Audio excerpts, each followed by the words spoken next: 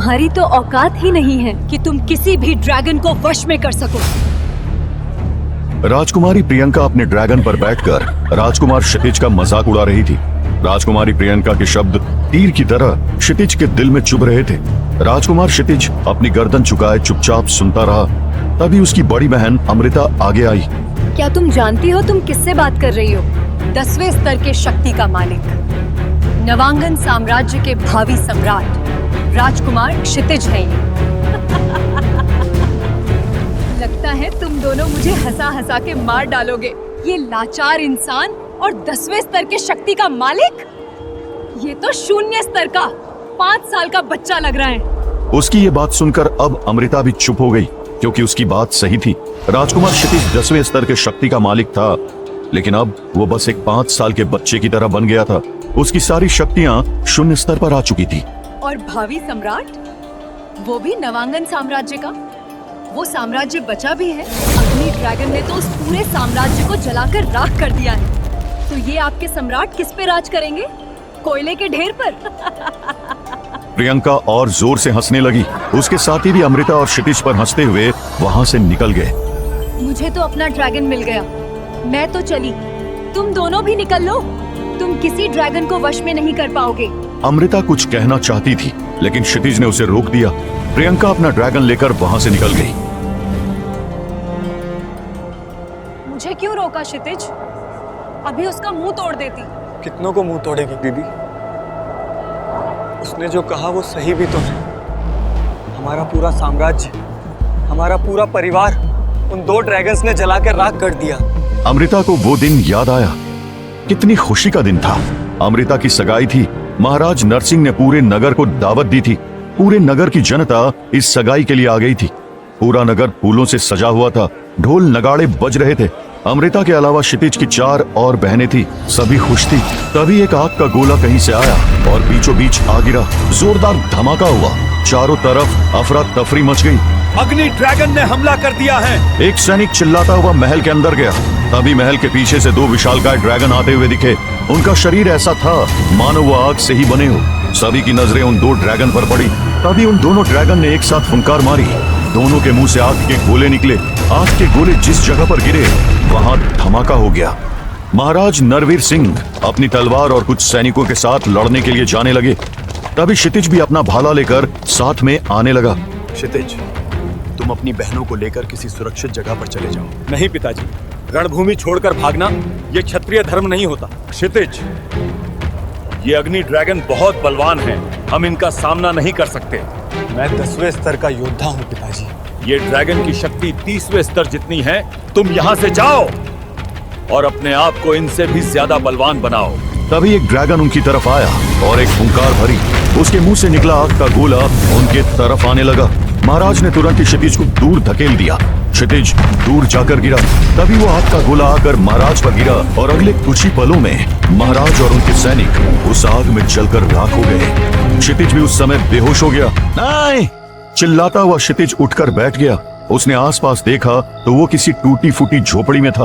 उसे कुछ समझ नहीं आ रहा था कि उसके साथ क्या हुआ। और वो आग बरसाते हुए अग्नि ड्रैगन वो कहाँ गए? तभी उसकी बहन अमृता अंदर आ गई और उस टूटी पलंग पर बैठे अपने भाई को देख आगे बढ़कर उसे गले लगा लिया। मेरे भाई, आखिर तुम्हें होश आ ही गया। क्या मैं बेहोश था? हाँ, उस दर्दनाक हमले के बाद तुम 1 साल तक बेहोश थे। क्षितिज ये सुनकर हैरान था। तभी उसे अपने परिवार की याद आई। वो इधर उधर देखने लगा। दीदी, पिताजी कैसे हैं? हमारी बहनें, जीजा जी, वो सब कहाँ हैं? अमृता की आंखों में आंसू जमा हो गए। कुछ नहीं बचा क्षितिज, कुछ भी नहीं। पिताजी, हमारी बहनें और हमारा पूरा नवांगन साम्राज्य जलकर खाक हो चुका है। क्षितिज की आंखों में दर्द के आंसू थे, लेकिन कुछ ही पलों में उसकी आंखें गुस्से से लाल हो गई। मैं हमारे परिवार को इस तरह खत्म करने वाले को नहीं छोड़ूंगा। मैं उन अग्नि ड्रैगन्स को नहीं छोड़ूंगा। अपने दुश्मन को पहचानो क्षितिज। अग्नि ड्रैगन हमारे दुश्मन नहीं है। मेरी आंखों के सामने उन अग्नि ड्रैगन्स ने हमारा साम्राज्य जला डाला, हमारा परिवार खत्म कर दिया, और तुम कहती हो कि वो हमारे दुश्मन नहीं है। शांत हो जाओ क्षितिज। हमारा दुश्मन वो है जिसने उन ड्रैगन से हमारे साम्राज्य पर हमला करवाया। क्षितिज का गुस्सा अब शांत हो रहा था। वो अपनी दीदी की बात समझ चुका था। अगर ये अग्नि ड्रैगन मुझे मिल जाए तो मैं सबसे बदला लूंगा। दीदी, क्या अग्नि ड्रैगन ही सबसे ताकतवर होते हैं? नहीं क्षितिज, ड्रैगन 7 तरह के होते हैं, जैसे कि अग्नि ड्रैगन, वायु ड्रैगन, जल ड्रैगन, पृथ्वी ड्रैगन, सुरक्षा ड्रैगन, रेडिएशन ड्रैगन। सबकी अपनी अपनी खासियत है, सबकी अपनी अपनी शक्ति है। तो क्या ये सभी की शक्तियां समान हैं? हाँ कह सकते हैं, लेकिन जो 7वां ड्रैगन है वो सबसे शक्तिशाली है, सोम ड्रैगन। सोम ड्रैगन? हाँ, लेकिन सोम ड्रैगन को पाने की क्षमता हर किसी में नहीं होती। दुनिया में बस 10 लोगों के पास ही सोम ड्रैगन्स हैं। लेकिन दीदी, ये ड्रैगन कहाँ मिलेंगे? यहाँ से 200 मील दूर उत्तर में एक पर्वत है, ड्रैगन पर्वत। वहीं हमें ये सारे ड्रैगन मिलेंगे। दीदी, हम आज ही उस पर्वत की ओर निकलते हैं। अमृता और क्षितिज मीलों का सफर तय करते हुए इस ड्रैगन पर्वत पर आ पहुंचे थे। हफ्तों से चला हुआ उनका यह सफर आज पूरा हुआ था। दोनों थके हुए थे, पसीने से लथपथ थे, लेकिन चेहरे पर खुशी थी और उनके सामने था वो ड्रैगन पर्वत, एक हरियाली से भरा हुआ पर्वत। यहाँ हर तरह के शक्तिशाली ड्रैगन पाए जाते थे। क्षितिज बस देखता रह गया। कुछ बड़े आकार के विशालकाय थे तो कुछ बिल्कुल छोटे कबूतर के आकार के थे। दोनों उस जंगल के रास्ते से आगे बढ़ने लगे। क्षितिज की नजरें अभी भी आसमान में उड़ रहे ड्रैगन पर थी। पूरी दुनिया से अलग अलग राज्य के राजकुमार और राजकुमारी ड्रैगन वश में करने के लिए इस पर्वत पर आते थे। उसी में से एक थी राजकुमारी प्रियंका। क्षितिज और अमृता के कपड़े देख वो उनका मजाक उड़ाने लगी। लो जी, अब तो भिखारी भी आ गए ड्रैगन को वश में करने। अमृता और क्षितिज ने उनकी तरफ ध्यान नहीं दिया। अब मैं तुम्हें ड्रैगन को वश में करने की विधि दिखाती हूँ। अमृता ने उस ड्रैगन की आंखों में आंखें डालकर देखना शुरू किया। ड्रैगन भी उसकी तरफ देख रहा था, जैसे वो सम्मोहित हो गया था। फिर अमृता आगे बढ़ी। अपनी कमर पर लटके चाकू से उसने अपनी उंगली काटकर उस ड्रैगन के मुंह के सामने बढ़ा दी। उंगली से खून की बूंद नीचे गिर रही थी कि तभी ड्रैगन ने अपनी जुबान बाहर निकालकर उस बूंद को चख लिया। उसके साथ ही अमृता और उस अग्नि ड्रैगन के शरीर में सुनहरे रंग की ऊर्जा उत्पन्न होने लगी। अमृता को पीड़ा में देख क्षितिज आगे बढ़ने लगा, लेकिन तभी अमृता ने उसे हाथ से इशारा कर रोक दिया। क्षितिज वहीं रुक गया और आश्चर्य से देखने लगा। अमृता और अग्नि ड्रैगन के बीच एक लाल रंग की तार बन चुकी थी। अमृता और अग्नि ड्रैगन अपनी शक्तियों का आदान प्रदान कर रहे थे। ड्रैगन की ऊर्जा को अमृता अपने अंदर समाने की कोशिश कर रही थी। उसकी आंखें लाल हो गई थी, शरीर दर्द से कांप रहा था और आगे कुछ ही देर में उनकी आत्माओं का संबंध प्रस्थापित हुआ। अमृता अब सामान्य दिख रही थी। उसने आखिरकार अग्नि ड्रैगन को वश में कर लिया था।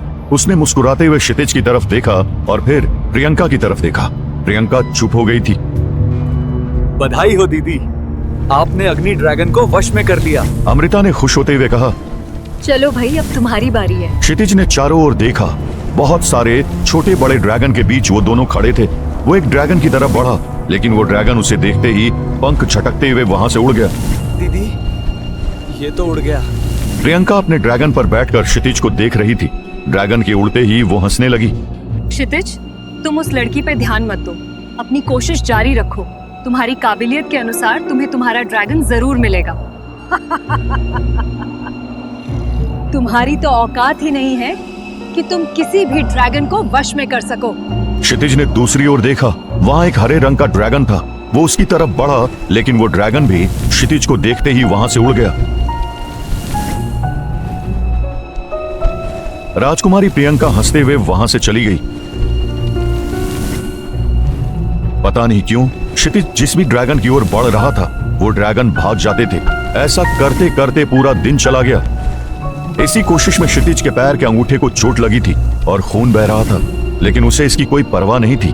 आखिरकार तंग आकर नाराज होकर वहीं पास के पत्थर पर क्षितिज बैठ गया और बोला, दीदी,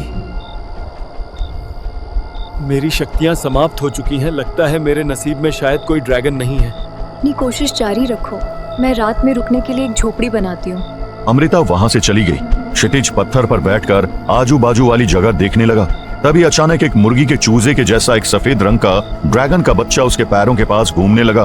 क्षितिज उसे प्यार से देखते हुए बोला, तू तो अभी खुद बच्चा है, जाओ अपनी जिंदगी जियो। वो बेबी ड्रैगन धीरे धीरे उसकी तरफ कदम बढ़ा रहा था। जब क्षितिज उसको उठाने के लिए झुका तो वो पत्थर के पीछे जाकर छुप गया। लो, अब ये बच्चा भी भाग गया। क्षितिज ऊपर उठकर अपनी जगह पर सही से बैठ गया तो वो फिर से उसके पैरों के पास हिलने आ गया।